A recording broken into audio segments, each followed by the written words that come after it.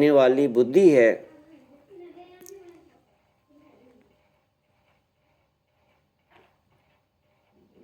वस्तु बाहर है, ज्ञान अंतरंग में होता है।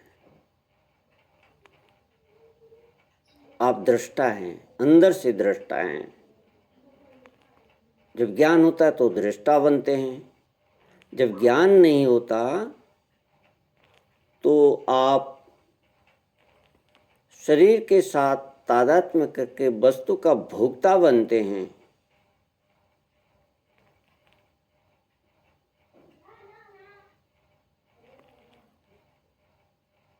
तो यह गलत ज्ञान है, ये भ्रांति से होता है। भ्रांति के कारण शरीर और मैं में कोई भेद नहीं होता। शरीर और मैं में कोई भेद नहीं रख पाते। और मैं ही बोलता हूँ, मैं ही सुनता हूँ, मैं ही करता हूँ, मैं ही सुखी हूँ, मैं ही दुखी हूँ, मेरा अपमान है, मेरा अपमान है।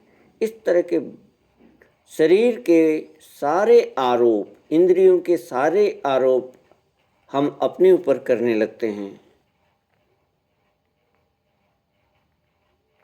और मैं कर्ता भोक्ता बन जाता हूँ, मैं सुखी दुखी होने वाला हो जाता हूँ।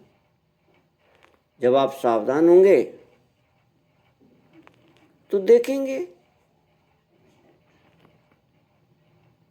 कि यह शरीर है और शरीर में रोग है, ये शरीर है और शरीर को सर्दी लग रही है, मुझे नहीं लग रही है। मैं तो अंदर से देख रहा हूँ, मैं शरीर को और शरीर पर होने वाले द्वंद्वों को देखता हूँ, देखने वाला हूँ। मैं साक्षी हूँ, मैं दृष्टा हूँ, मैं भोक्ता नहीं हूँ। लेकिन भ्रांति के कारण, विस्मृति के कारण मैं भोक्ता, शरीर के तादात्म्य करके मैं भोक्ता, मैं करता। और यही दुख है। जब हम देखेंगे कि ये तो मुझ पर तो हो ही नहीं रहे हैं, ये तो शरीर पर हो रहे हैं, ये तो मन पर हो रहे हैं, मन में वृत्तियां बन रही हैं, तो यहीं पर एक बहुत सूक्ष्म लाइन है जो भोक्ता और दृष्टा में भेद करती है। जब तक अंदर में सूक्ष्म नहीं होंगे और इस भेद को नहीं जानेंगे कि भोक्ता कौन है, किस पर ये दुख घट रहे हैं और कौन देख रहा है, कौन जान रहा है, तो जो जानने वाला वही भोक्ता बन जाता है।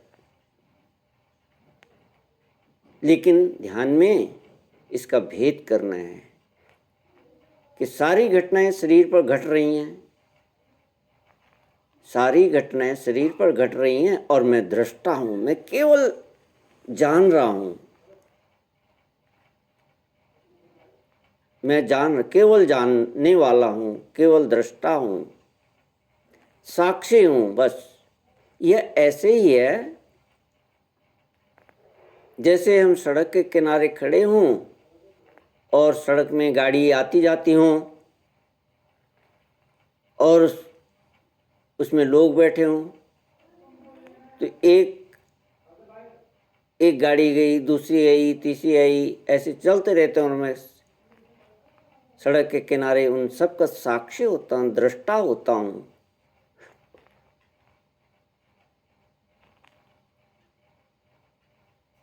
ये साक्षी का मतलब केवल देखने वाला। तो मैं देखने वाला हूँ, मैं साक्षी हूँ, मैं कर्ता भोक्ता नहीं हूँ, मैं साक्षी। शब्द कानों में पड़ रहे हैं, कानों ने शब्द की वृत्ति मन तक भेजी, मन में उपस्थित चेतन ने उस वृत्ति को प्रकाशित किया और मुझे पता चला, मुझे ज्ञान हुआ कि ये शब्द है, इसका ये अर्थ है। इसी तरह से पांचों ज्ञानेंद्रियां अपने अपने अपने विषय लेकर मन को देती हैं, मन में उसका ज्ञान प्रकाशित होता है, वृत्ति का ज्ञान, वृत्ति में जो विषय होता है उसका ज्ञान बुद्धि में होता है। मन में वृत्ति प्रकाशित होती है और ज्ञान बुद्धि में होता है। तो मैं साक्षी हूँ, न मैं ये शरीर हूँ, न शरीर के ये सारे उद्वेग मेरे हैं, ये सारे शरीर पर घट रहे हैं, मेरा इनसे कोई लेना देना नहीं है, मैं तो सिर्फ साक्षी हूँ। जब इस स्तर पर हम अपना चिंतन करेंगे तब दुखों से हम अपने आप को अलग कर सकेंगे, तब संसार से अपने को अलग कर पाएंगे, तब सत और असत वस्तु का विवेक कर पाएंगे। जितने भी वस्तुएं मन में प्रकाशित होती हैं वो सब असत हैं, वो सब आने जाने वाली हैं, सब उत्पन्न और नष्ट होने वाली हैं, सब नष्ट होने वाली हैं। तो इसका उनका मेरा कुछ भी संबंध नहीं है, उनका और मेरा कोई संबंध नहीं है। वो वृत्तियां आती हैं और चली जाती हैं, वो वृत्ति मात्र हैं। तो उन सब वृत्तियों से अपना तादात्म्य समाप्त करके मन में अपनी वृत्ति उत्पन्न करें, अपने स्वरूप की वृत्ति। ये सारी वस्तुएं जड़ हैं और अंदर में जानने वाला मैं चेतन है। चेतन, चेतन से सब वस्तुओं का ज्ञान होता है बुद्धि में।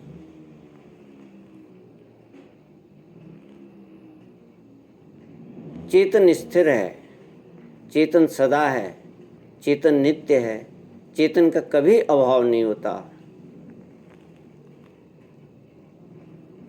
चेतन शरीर के जन्म लेने से पहले भी था, शरीर के होते हुए होता है, और जब शरीर का नाश होता है तब भी चेतन होता है। चेतन स्थिर है।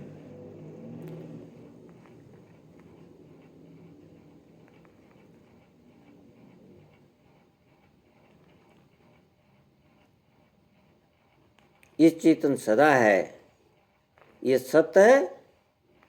ये जो अंदर चेतन स्वयं प्रकाश है वो सत्य है, और बाकी ज्ञान में आने वाली सभी वस्तुएं असत्य हैं।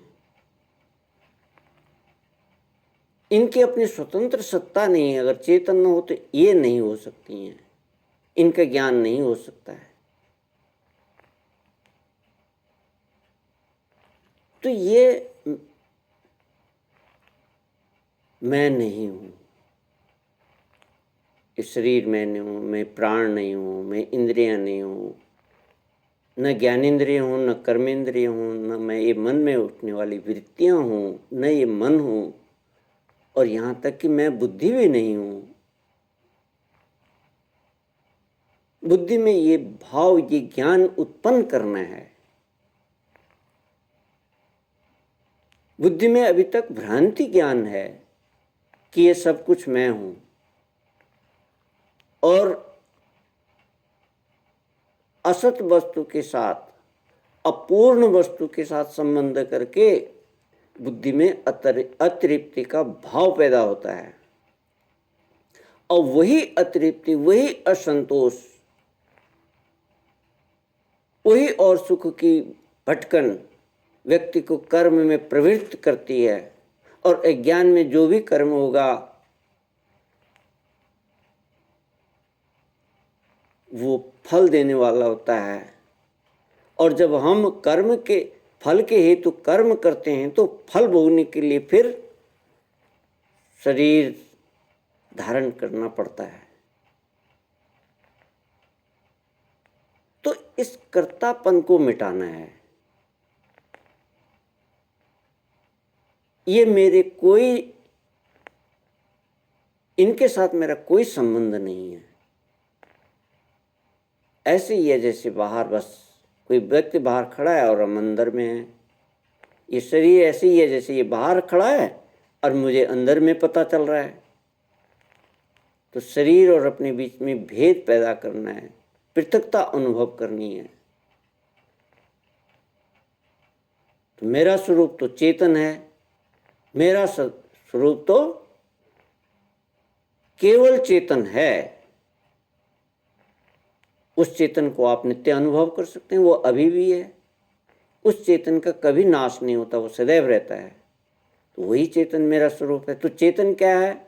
चेतन सत्य है, चेतन आनंद है, चेतन अविनाशी है, चेतन निर्विकार है और अनंत है। निर्विकार और अनंत है।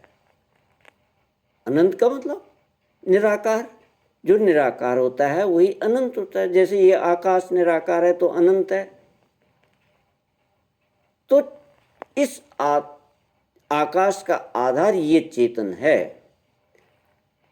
तो चेतन निराकार, तो इस चेतन का भी जो अधिष्ठान है वो भी निराकार। तो निराकार सूक्ष्म, अनंतम अखंडम अद्वयम। अनंत अखंड अद्वय है, निर्विकार है, उत्पत्ति